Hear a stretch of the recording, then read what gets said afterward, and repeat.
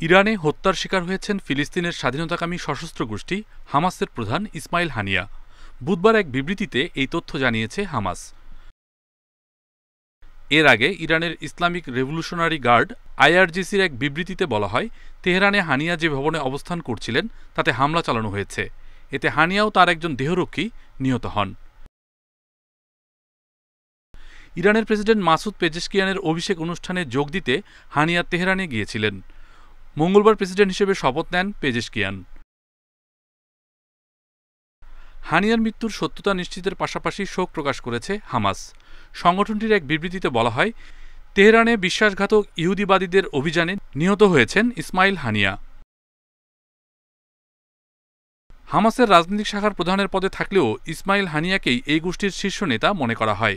2017 সালে তিনি হামাসের রাজনৈতিক ব্যুরোর প্রধান নির্বাচিত হন, আর 2021 সাল থেকে প্রধানের দায়িত্ব সামলেছেন ইসমাইল হানিয়া।